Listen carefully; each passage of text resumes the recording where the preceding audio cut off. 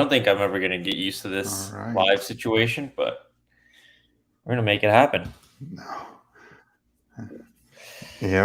All right. What's Oh, up, people Matt? trickle in It's here.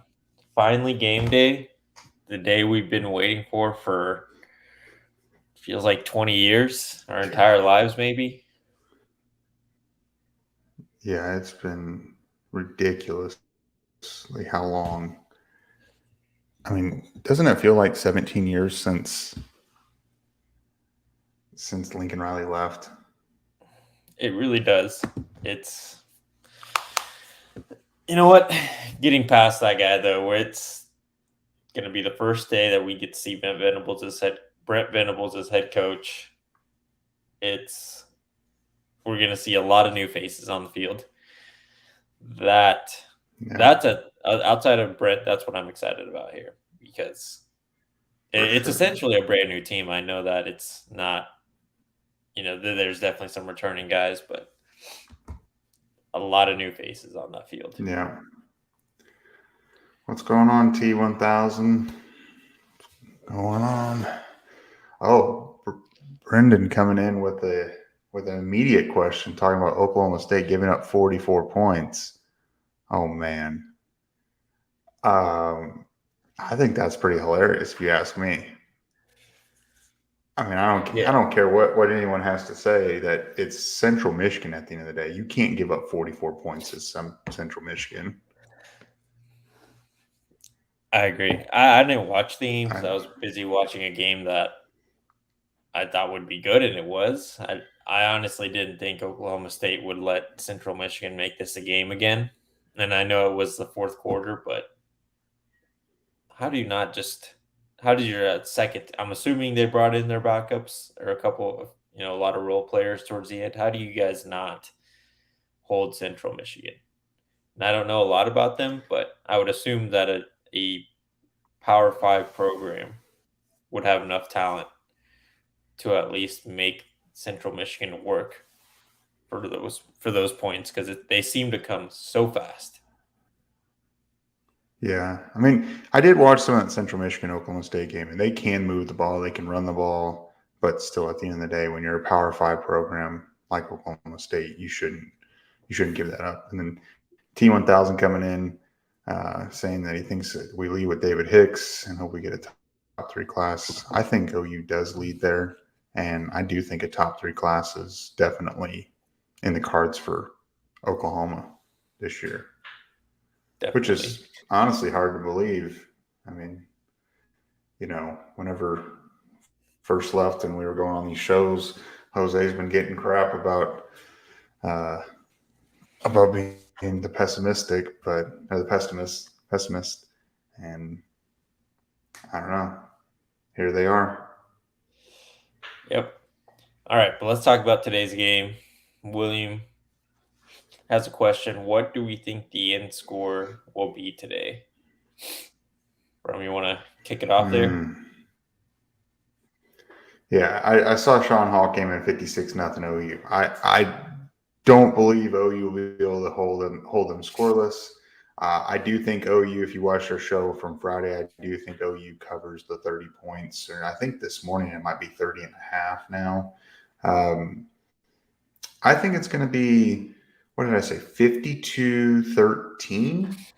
And I think it's a couple field goals and a late touchdown. I think 52-13. I think Levy tries to establish with Dylan Gabriel, and they try to just score a ton of points. Jose, what do you think? Yeah, I'm gonna probably go around the same as you. I think Oklahoma definitely gets past the 50 mark. Probably 52. I'll give them 14.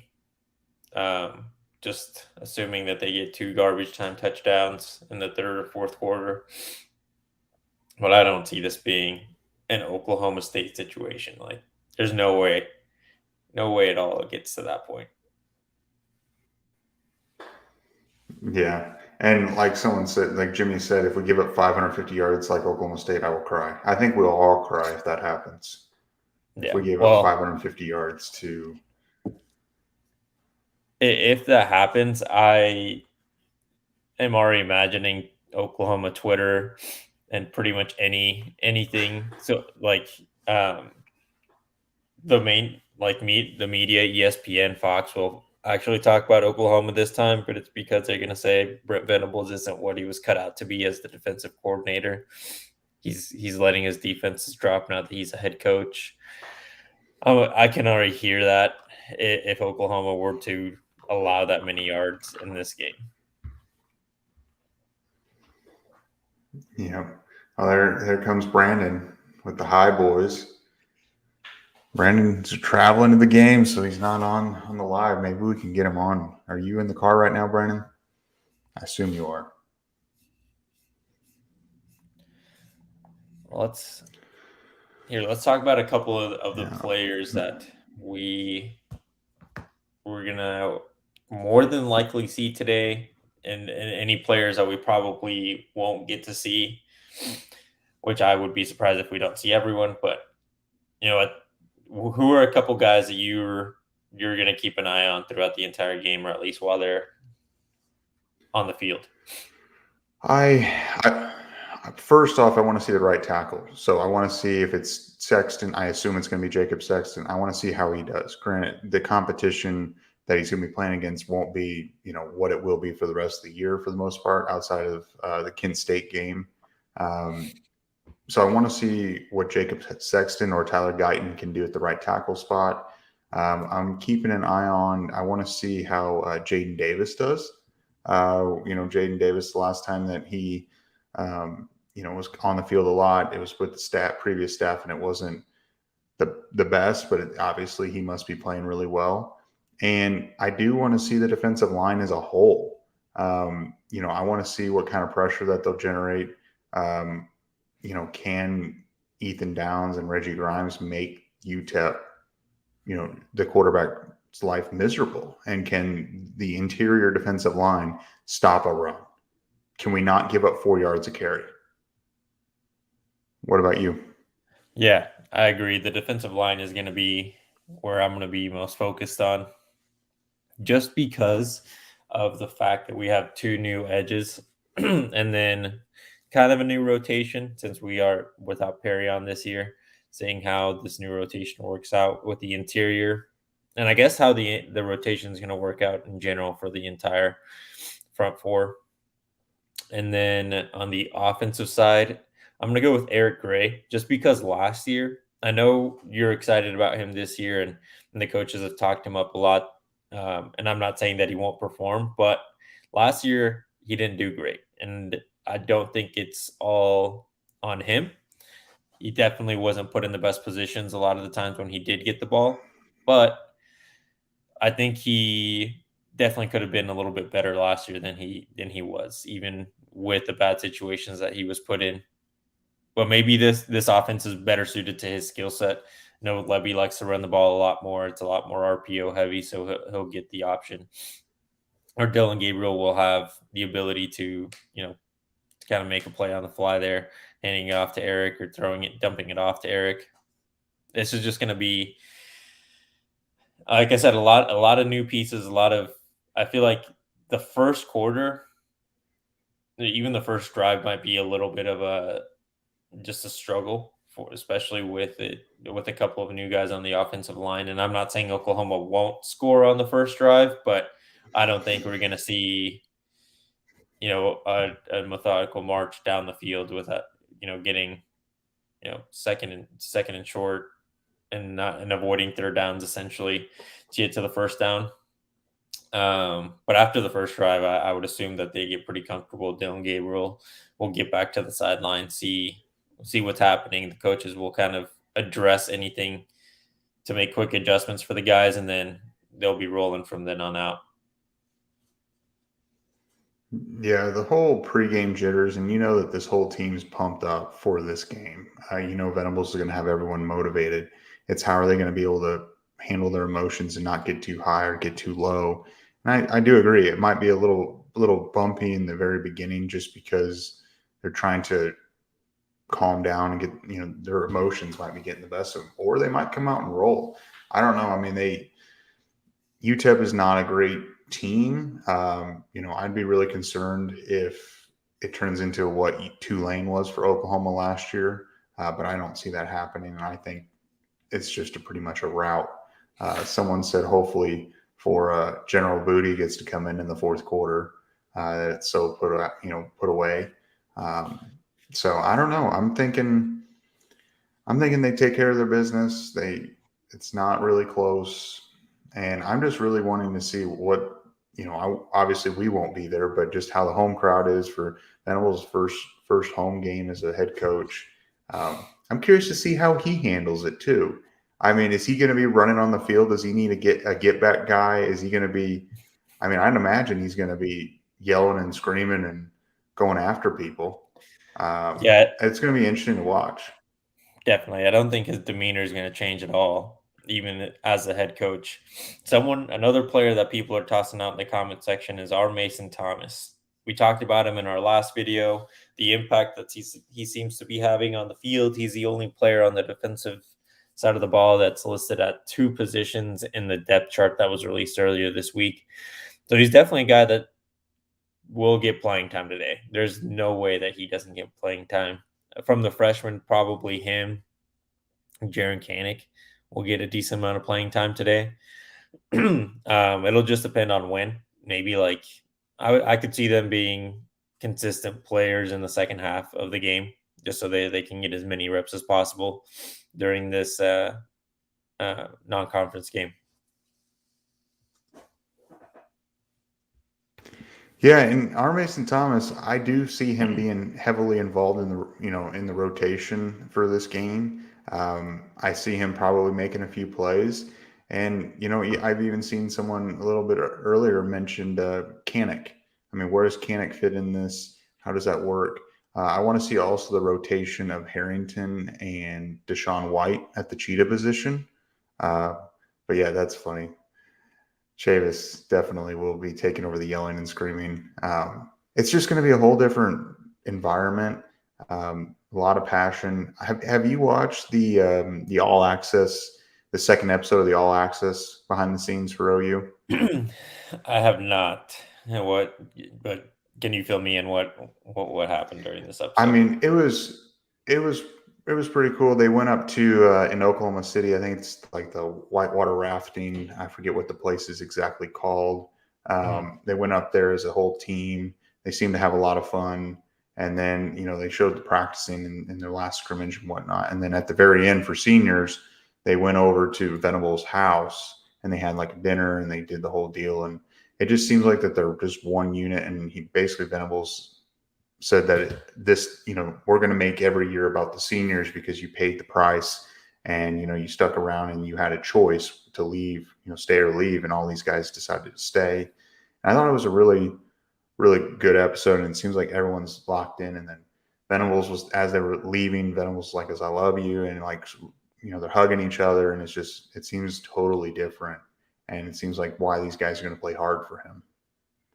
Definitely seems like a different mindset because it seemed like over the last 5 years, I think it'd be crazy to say that guys weren't friends with each other, but I don't think the coaches took it upon themselves to create that culture in the locker room. I think it had to be amongst the players, which is fine. The players definitely need to take ownership of that as well. But when you have all of the coaching staff behind trying to create that culture alongside the players, I think that's what is separating this team. And I think from what the players have come out and said is what makes them so excited about this team. They've all said that they they feel like it's a completely new environment, right? I think who was it? Stripley? I can't remember. It was a more tenured guy with the team mentioned that they were excited about this year and they had never felt what they felt this year.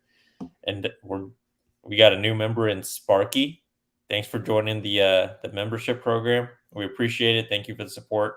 I'm sure you saw the benefits in joining the membership program, but mainly it's for you to be able to support the channel a little bit more. If you guys want to join in, go to it should be right under where it says subscribe. It'll have an extra join button. Check it out. $4.99 a month. We love we appreciate everyone's support. Thank you, Sparky. And as we get more, we're trying to start to do like Zoom only calls, member only calls, and things like that. So the more that join, the bigger the Zoom calls will be, and we're getting that rolling, and it'll be just a good time. And we do appreciate you joining this, Sparky. I think Brandon said this is a little bit earlier. Who scores the first touchdown, Jose? What do you think? And everyone dropped their who thinks scores first. I think a few people did. That is a great question. I'm going to go with.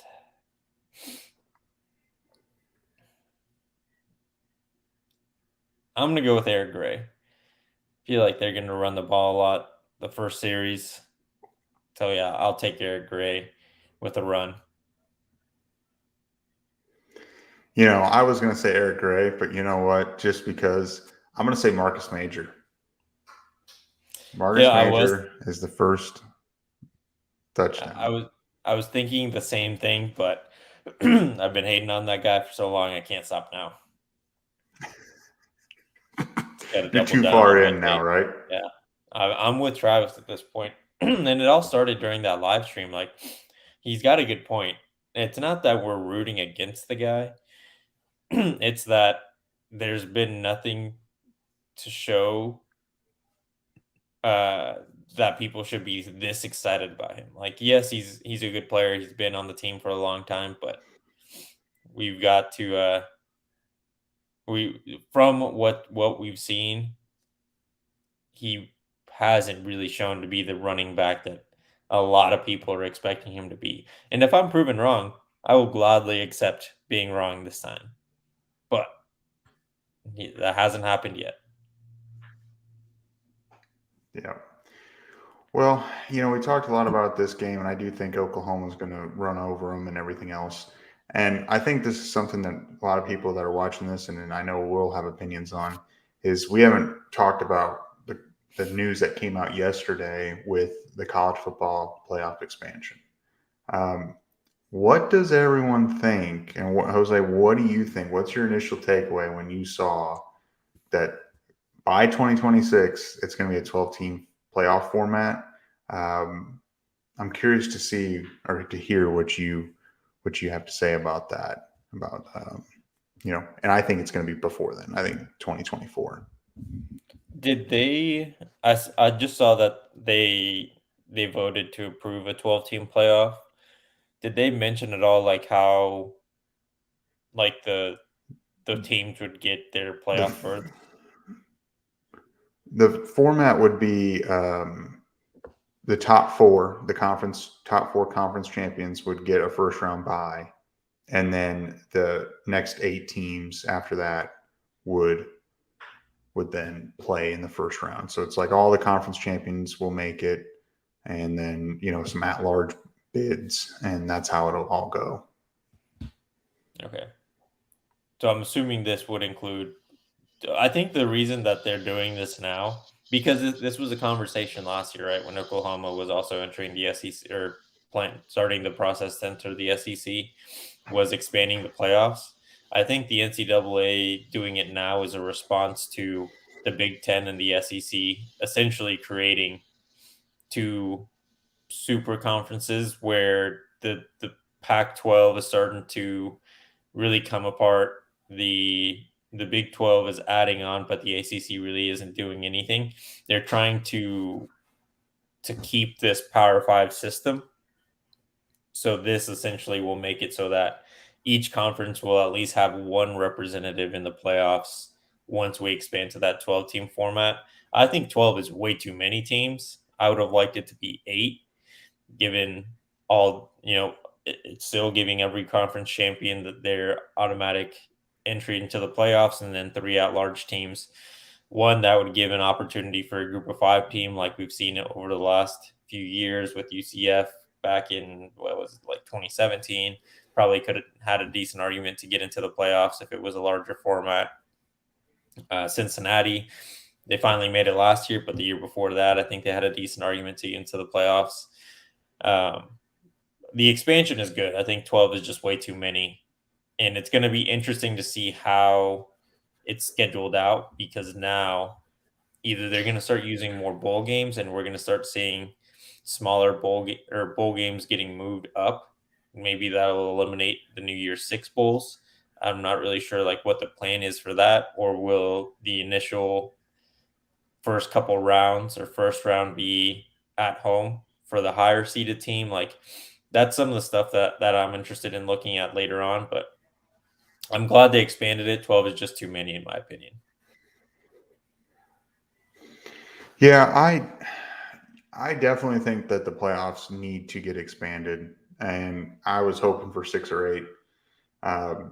12 is a lot, but at the end of the day, people are saying, now 12, now that the playoff, now the regular season is not going to mean as much. At the end of the day, you got to think about it though. Is the top 4 seeds are going to get a bye, and that is extremely valuable and important. And that incentivizes teams to go, 12-0 or 13-0, I guess, counting conference champions, 13-0, 12-1 to be one of the top 4 seeds. And that extra, not playing that extra game is huge. So you still have an incentive to try to be perfect and never drop a game. And you get rewarded for winning your conference. So I don't think that's the end of the world. But the talent difference between 1 and 12 now is significant. And but I do think to a certain degree that now with the ability of like an Oregon can make the playoffs pretty consistently if they play well. Can a school like like Notre Dame? I know Notre Dame's made it, but now Notre Dame doesn't really have any incentive to join the Big Ten or ACC or anything. They don't need to go join. They can make it almost every year. There's a path for all these teams now to truly make it every year, and you can sell these recruits on that. And I think that's part of what has happened with like why Alabama, why Oklahoma, why Ohio State, Clemson, and Georgia have just started to pull away from the pack, is because once they started it, people started realizing that there's really not a whole lot of path or a lot of chances for another school to get in. Now this opens this. Now, do I think most kids are still going to go to the Power Five, big time schools like Oklahoma, Alabama, Georgia, Ohio State? Yeah. But it gives a chance where the NIL comes in, the ability to play in the playoffs, that someone might choose to stay and go to Oregon or go to, Notre Dame's doing well. Or can a school like, it might give more opportunities for other schools like in the SEC, like Arkansas. Arkansas might be able to start landing more people. Ole Miss might start landing more people. But it's going to take a while for that parity to come. And there's a reason why you play the games. And it's just like March Madness at just some degree. Basketball is a little bit easier. Football is a whole different beast. But I still think that the top 4 incentivizes enough to play every game extremely hard. I think it also makes it so that the players themselves have more of a reason to stick around for the bowl games, because we've seen over the last few years, if the players that are planning on entering the draft aren't on a playoff team, for the most part they're gone. I think that like an example that comes up quickly to the top of mind is Florida. When Oklahoma played them 2 years ago in the bowl game, they lost. Kyle Pitts, probably their best player on the team last year, because he didn't want to be part of a bowl game that he felt meant nothing. Which essentially the playoffs have done that for some bowl games, and to the eyes of those players, maybe this will give them an incentive to stick around. Now you have to stay at least a couple more games, at least one more game. Hopefully, for the school is obviously hoping a few more games so that they get more exposure. The school is getting more exposure. Like you said, more money. At the end of the day, I do think that at some point we will see a little bit more of the talent will be spread out a little bit more. Probably something else that schools want to have addressed, because yes, I think this 4-team format, for one, it doesn't really give all really good teams an opportunity to compete for a championship spot, or for the championship. And 2, it makes it so that in Alabama and Ohio State, um, really Alabama, Ohio State, Clemson that are the most consistent ones in getting in there, along with Oklahoma. But they're getting top level talent every year. I think we're going to start seeing Alabama's classes not have as many 5 stars, but I do think, like you said, they're still going to recruit at a very high level because all of these brands have had success in these players' lifetimes. Yeah. And Matt did bring up that, a lot of times it is to get the kid to the NFL and the parents and, trust the coaches. And I do understand that. I mean, there's good coaches at a lot of programs that won't win a national championship right now. You look at a Luke Fickle. I think he's a great coach. And I know a lot of parents and a lot of people like him. And he's put kids in the NFL. Now he's going to the Big 12. There's a path for his program. Could that be another bump in their recruiting, their quality recruiting? That's something to watch. So another thing is, does OU get a commitment today? I don't believe so. I don't think OU gets a commitment. I don't think it's going to be a highly visited game outside of a few guys like a Jackson Arnold. I think Xavier Sims is going to be there. He's from Durant, Oklahoma. There's only a couple guys that I believe. I'm sure there'll be more. I think the next commitment you're going to see is Jordan Renaud on September 18th, which is another huge addition to this class. I wouldn't imagine we see a 2024 commitment until late this year at the earliest, in my opinion.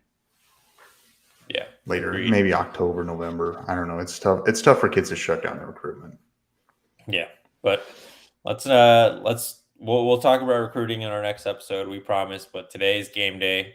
I know recruiting is something that we're all passionate about. We're all excited for, but we're about to see Oklahoma step onto the Palace on the Prairie and absolutely whoop some ass. Who do you think is going to be? I know we talked about it a little earlier. Players that we're excited to watch, but who do you think is going to be like? I think we did it last year. Best player on the offense and most impactful player on the defense. For the entire season or just for today? Let's just go for today, and then we'll go for the entire season right after. Today, the most impactful player, I think, on the offense is going to be it's an easy pick. I think Dylan Gabriel is going to be able to throw the ball around. I don't see him playing the entire game. He definitely has the most impact. I know everyone has a lot of high expectations, including myself, and I know you do as well. We want to see what he can do. I know he'll be able to throw the ball. Just for him to get that comfort level back because hasn't played at Oklahoma and being back in Levy's system, see what he can do. Defense, I think most impactful, I'm going to go with Ethan Downs. I think Ethan Downs is going to be coming off the edge. He's going to be making life miserable for UTEP. I think Downs he might have 2 sacks today. I'm going to go, I'll do a sack and a half. He's going to have a great day, and I think he's highly, highly motivated. What about you? So just to give different answers, because it seems like I agree. Those probably would have been my top 2 picks, and it seems like those are the most popular picks. Just reading through the comment section real quick. I think on the offensive side, it will be the run. Honestly, I know it seems like a cop out, but I'm going to say the running backs, not one individual. I think with the fact that Levy runs multiple backs, we're going to see all of them shine today. And on the defensive side of the ball, I think it's actually going to be probably my favorite defensive back on this team in Billy Bowman. I think just like Ethan Downs is going to really frustrate the UTEP offense and offensive line and the quarterback, I think Billy Bowman is going to be a problem if they ever decide to throw it deep. That guy's got the speed to at least break up the pass, and I think we could definitely see him get a pick today. Maybe even a pick 6, just depending on the situation in which it happens. But I could see this defense scoring 1 time today, maybe 2, because of how disruptive that defensive line could potentially be with Downs and Reggie Grimes coming off the edge. Maybe they could force, strip sack scoop and score. And then I do think that the defensive backs have an opportunity or are talented enough to get them in a position to run a pick back. Yeah, and Ricky, I believe you're talking about Grayson Halton. Correct me if I'm wrong. I don't see him. He'll probably maybe play towards the end of the game. I just don't see him being a huge contributor this fall. And then also the backup quarterback is Davis Bevel, according to the depth chart there. Um, so another person I want to see, or another position, is the punt returner position. Does LV Bunkley Shelton, is he the returner?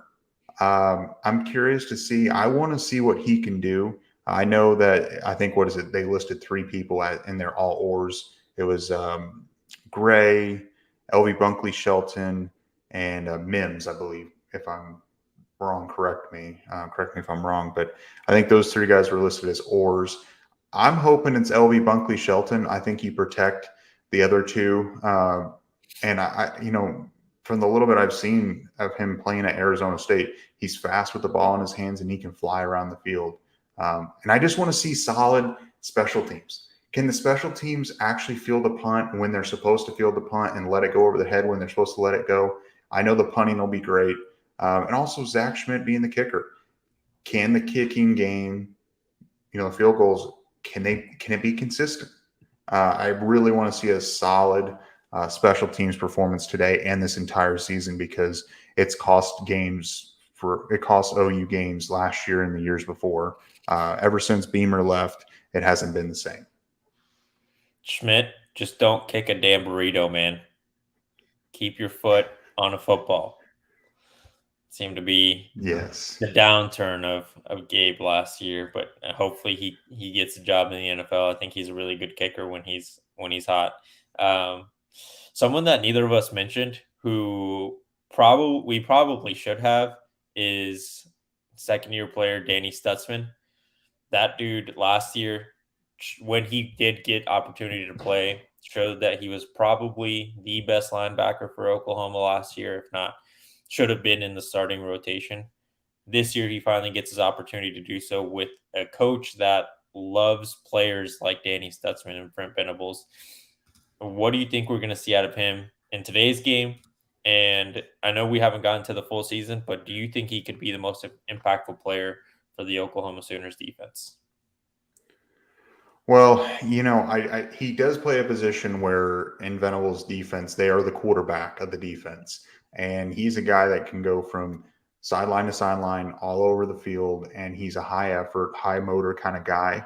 I think the whole linebacking core, how good this defense will be based off of their performance. I mean, I know the safeties will have some impact there, but if between White, Stutzman, and Wegbu, if they all play at an extremely high level, this defense is going to be very good. And I think Stutzman is the best linebacker that we have. And, he was a 3-star kid coming out of the state of Florida.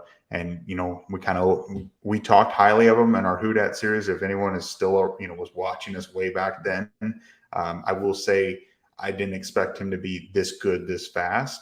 But I do think that he is that important that if he can stay healthy and plays well, I think this defense will be a lot better because of him. And I do think that he is the most important for this defense. And Wegbu's really good. Don't get me wrong, but I just don't think he's at Stutzman's level. But now with Wegbu losing weight and getting in a new position and kind of settling in, I think Wegbu could take that next step and be right up there with Stutzman.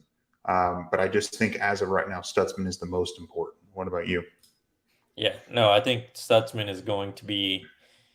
I do think that the team will go as far as he'll take them on the defensive side of the ball. I know there's a lot of talent, and we're excited about a lot of guys: Ethan Downs, Reggie Grimes, Billy Bowman, Key Lawrence. We're excited about all of them, but I think Stutzman has the ability to be the reason why Oklahoma wins a decent amount of games this year. The one, you referred to the who dat we did on him last year. when we talked about him, I think that all three of us agreed this guy is going to be a big contributor for this team.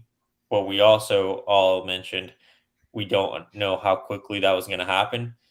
He proved us wrong last year. He came in day one, made an impact to the team. The coaches did not give him the opportunity. I know he was dealing with some injuries last year, but when he was healthy, he was not given the full reign to be the player that he can be. The sideline to sideline speed, I think, is unmatched. Now we have some huge athletes in Jaden Rowe and Jaron Kanik that just have unreal speed with the size that they have as well. But Danny Stutzman is not trotting out there like a snail. He's got speed. He has wheels on him, and he can run down any offensive player that he goes up against. I think he's probably going to be the best coverage linebacker that we have. If not this year, then for sure next year. Um, but I would be surprised if he does not go to the NFL after his third year at Oklahoma. The only reason he would not go to the NFL next year is because he's a guy kind of like Baker Mayfield that really wants to try to win a national championship for Oklahoma. I do agree. I think he's got the ability, and he very well could be going to the NFL, or maybe he stays back and he tries to win a national championship. You never know. Or I guess Oklahoma could win it all this year. I'm curious, where's everyone watching this from? So I assume most people that are watching this might not be going to the game. Where are you guys watching the game from? I'm curious to see where everyone's watching. I'm in Tulsa. Jose's in Phoenix. So I'm curious to see where everyone's at. All right, we've got another question here. How many turnovers from the defense today? You want to start, bro? How many turnovers from the defense today? I'm gonna go. I'm gonna go with just one. I think one's a safe. I would love to be able to say two, but I think one's a safe bet. I think it ends up being an interception. I think one. What about you? I'm gonna go with two. I think that the defensive backs will get a pick, and there's no way this defensive line doesn't uh, force a fumble at some point in the throughout all four quarters. I think we're probably going to see the fumble first, just because the linebackers, the front seven, are going to make this game extremely hard for the UTEP offense. Brandon said three. I think that could definitely happen. I could Yeah. see two fumbles. I mean, I feel like that's the turnovers that were caused last year were mainly fumbles for Oklahoma with a little bit with better defensive back play. I think we should start seeing a few more picks. Yeah. George says Columbus, Ohio. George, are you going to the Ohio State Notre Dame game just because? Not that you're a fan of either. That would be a good game to go watch if you could. Cinema asked, how do you judge a successful outcome for OU today? Jose, do you want to start or you want me to start? Yeah, you can start if you have an idea. I got to think about that question. A successful outcome. I mean, initially, obviously, an Oklahoma win, soundly winning. But how I actually would judge it is, can this team come out and play extremely motivated? Get up for a game against UTEP, a school that isn't quite to the caliber of Oklahoma. Can you get up and play with your hair on fire, extremely motivated?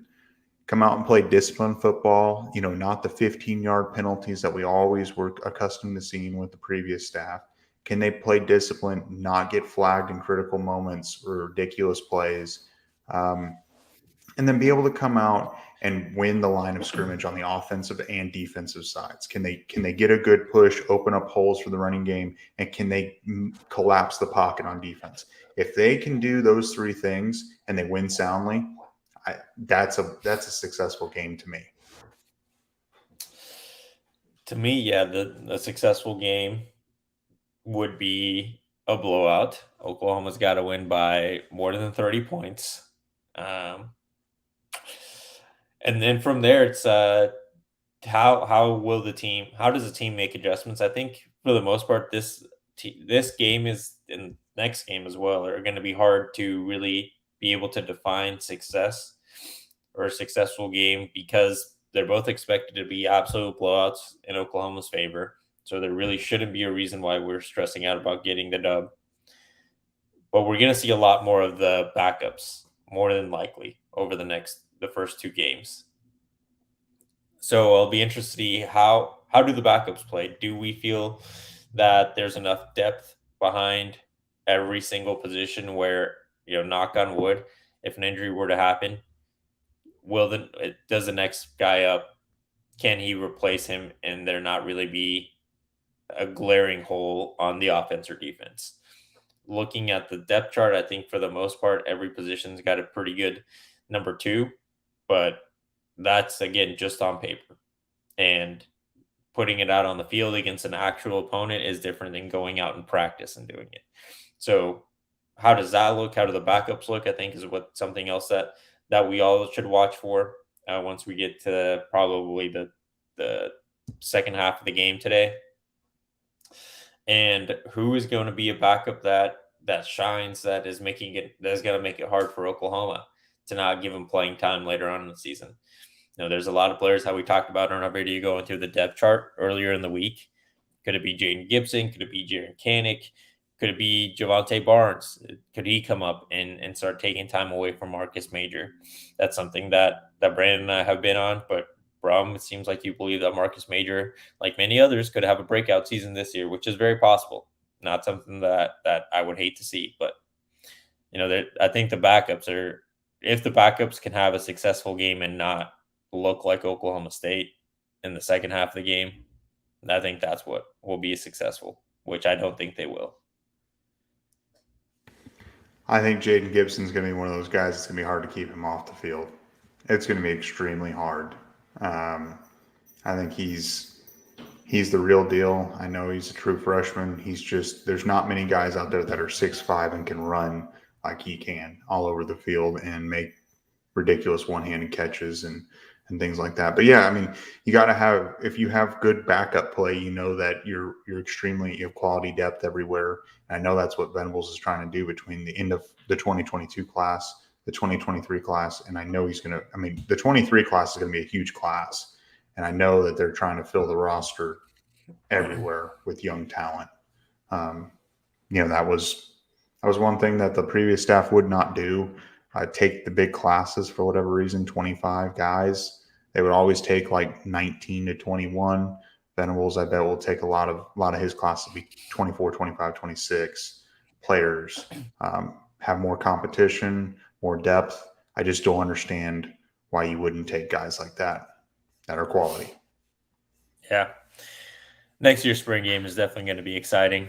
Let's get back to, we've had a couple more score predictions here. What's a realistic score that you see for today?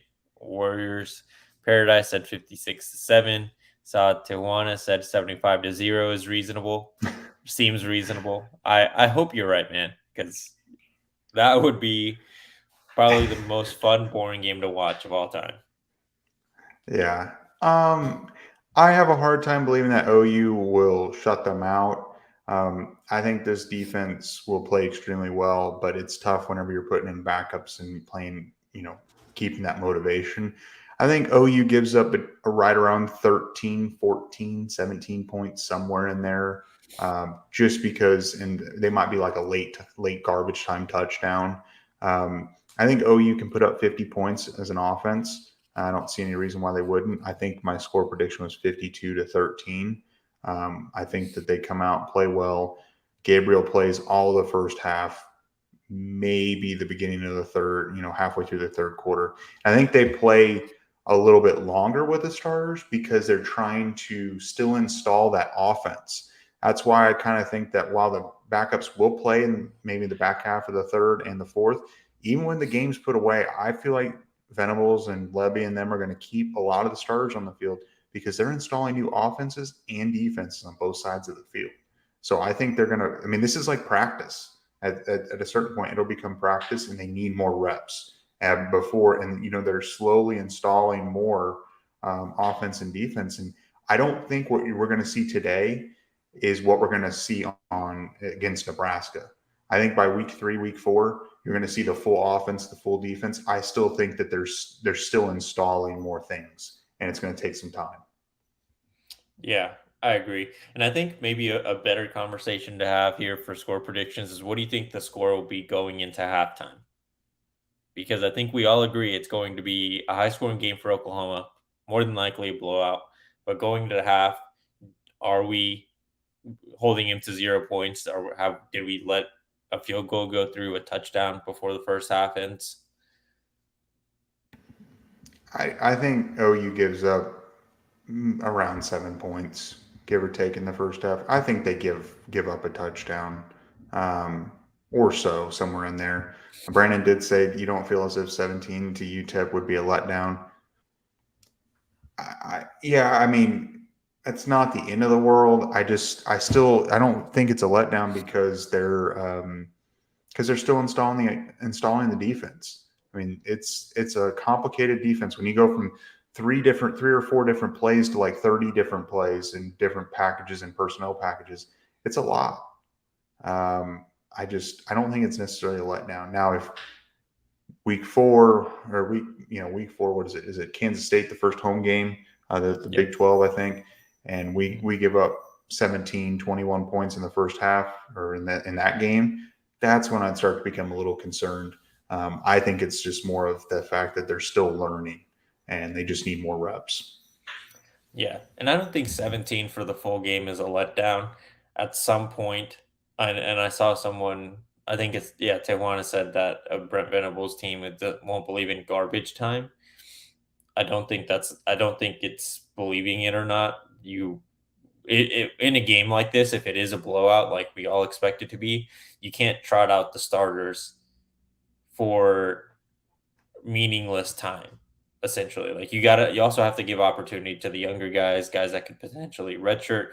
You got to use those games as a coach to your advantage. Give them as much real time or real game experience as possible. That's when I could see the majority of the scoring coming for UTEP. Going into half, I think that they might be able to get a drive down far enough to get in field goal range and hit one in the second quarter. Oklahoma, probably, like, at worst case scenario, I think it's probably 35-6 Oklahoma going into half. I think best case is obviously 35-0, but I think expecting a one field goal from UTEP isn't crazy because that quarterback is pretty good. Like he had a good year last year, and I know he lost his leading receiver, but the quarterback isn't terrible. Like he's good enough to at least get his team in field goal range. I agree. And at the end of the day, this hasn't been years and years of Brent Venables recruiting. And these guys haven't been in his system for that long. So I don't think it's ridiculous. I think at half, 35-7, like you said, isn't unheard of. I'm going to probably take it as 31-6. I think a couple field goals.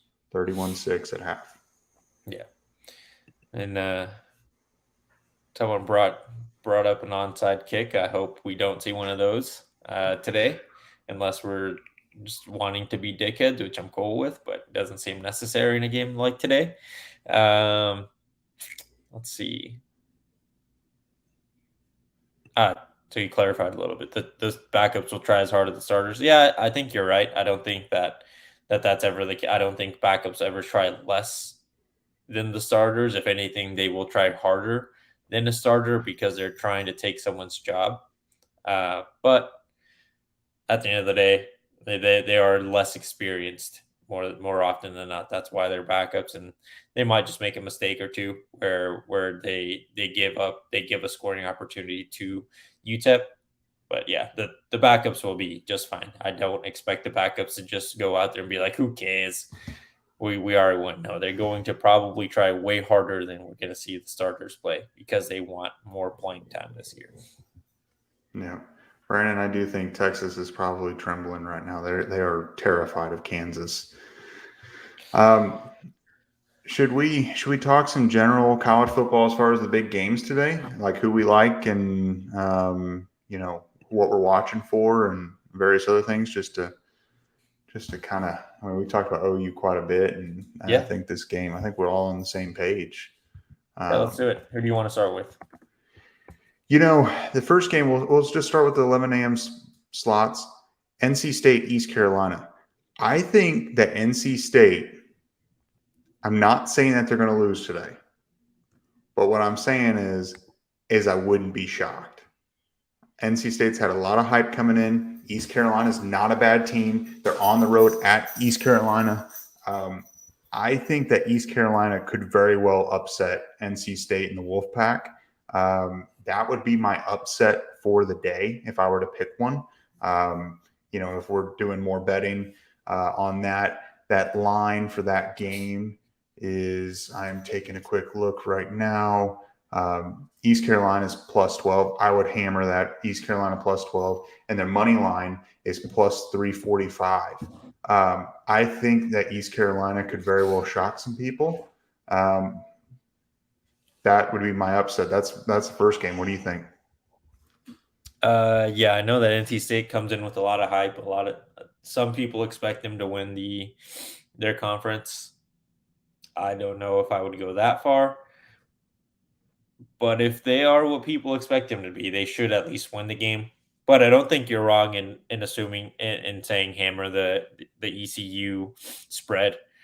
Like I don't know how NC State will be able to, like, are they good enough to hold to keep that kind of lead on a team for the entire game, especially with it being game one. If they do have a big lead going into, let's just say, the halfway through the third quarter, or they might start sending in more backups, which will give East Carolina an opportunity to close that gap and maybe only lose by 10 points, which, if you're a betting person, you won. It's not like you need ECU to win. You just need them to not lose by 12. Yep. So that's my first one is like the big upset. Looking at the other big one, Oregon and Georgia. It's in the Atlanta area at the Mercedes Superdome. I I don't know what to really expect out of this one, considering how much Georgia lost on the defensive side. They then lose Dan Lanning to go to Oregon, so Dan Lanning knows the scheme. But Bo Nix is there, but Bo Nix has struggled. Being at Auburn has struggled against um, SEC opponents before. I think at the end of the day, I think Georgia beats them and beats them handily. I don't think it's too close. I know Oregon has like Justin Flo, which Justin Flo was like one of the top linebackers in his class. Oregon's got talent. I just don't know what to expect about Bo Nix. But then on the same token, new defensive coordinator, bunch of new starters for Georgia. I don't know. What do you think about that one? Trying to look up where Georgia's offense was ranked last year, because we all know that the the strength of last year's Georgia team was that defense. Like, that defense was really good. I think the fact we talked about it a little bit in yesterday's episode. I think Oregon will be able to give them a game because Georgia did lose so much on the defensive side of the ball that there's a lot of inexperience in the starting positions for Georgia. And the outside of Dan Lanning, I'm pretty sure a lot of the Oregon staff is pretty consistent, at least they're the same, at least on the offensive side of the ball. And like you mentioned, they still have Justin Flo. I believe they still have Noah Sewell, who's also a good linebacker. I don't believe they lost too much at the DB position. They might have lost one guy. And then they still have their who wasn't it CJ Verdell? I might be butchering that name. For Dell. Let me Maybe. I running can't back remember. for or because I know that we all know Travis Travis Dye, right? The Dye went to transfer. USC, right? Yeah, Guy was the transfer to USC, but he wasn't the starting running back from day one, if I remember correctly. There was someone else that helped Oregon beat Ohio State last year in running the ball. Dye was coming in more of a change of pace back until that guy got hurt. Yeah, you might be right about who you're thinking of. I'm pretty sure it's Verdell. But I think Oregon at least gives them a game. I don't know if they win, but I would personally I have a little bit on the line with Oregon covering the points. All right. And what's the line right now on it? It is 16 and a half in Georgia's favor, but I think I got it at 17 and a half. So clearly Nice. the the public is in agreement there. Yeah. Obviously, we talked about Oklahoma UTEP. Excited about that game. Another 2:30 slot is Arkansas Cincinnati. I think all three of us. I think when we were picking our best four games, did Brandon pick this one as well? I know you and I both did. I did. I can't quite remember. I can't remember if Brandon did, but I picked Arkansas. I think you did as well, correct? I did. I did. Yeah, it's I'm curious to see how Jaden Hazelwood does. yeah, and that like I just think that the Arkansas team is too talented now to lose to a reloading Cincinnati team. I think Cincinnati's got a lot of new faces. I finally remembered the receiver they lost, Alec Pierce. Like they lost their number one receiver, their quarterback, both of their cornerbacks. They've got a lot to replace over there. I don't know if they can do it with. I don't know if they can put out an amazing showing game one of their first game. Yeah. So I think, but if you want smash mouth football, hard nosed tackling, everything else, that Arkansas Cincinnati game will be a fun one to keep an eye on. And then, I mean, Utah, Florida. Um, Brandon, I did. Yeah, you are right. You did USC and Rice. But Utah and Florida, this one is interesting. Billy Napier, this is his first game as Florida's head coach. Florida has a lot of high expectations for their season. So does Utah. A Pac-12 SEC matchup. I think that this matchup or this game for Utah is more important than it is to Florida because if Utah goes to town, loses to Florida, especially if they lose by two touchdowns or something, the Pac-12 is not making it to the playoffs. They just won't. And if you get beat badly by a team like Florida that isn't one of the best teams in the SEC, at least is where we sit today, that's not a good look. And I could see Florida beating Utah today. It's game one. It's in the swamp. It's hot. It's humid. Billy Napier is going to come in. The crowd's going to be pretty pumped up. And the line on that game is, let me take a look. It's Florida's plus 2.5. Florida's a dog at home, plus 2.5, plus 110 on the money line. I would take Florida with the points. At home, I think Utah is a good team. I just don't know with the humidity in the swamp and the pressure. I don't know. What do you think? I think Utah covers. It's the line is 2.5 right now, so I think they could win. They should win by at least a field goal. And that team, their defense was pretty good last year, if I recall. I don't know how much they lost on the defensive side of the ball, if anything. But Oh my gosh, we're getting freaking we're getting spammed again. spammed. Annoying. But um, the key for this game for Utah is, and it might not even. I think it's for both teams really. How is Anthony Richardson going to do?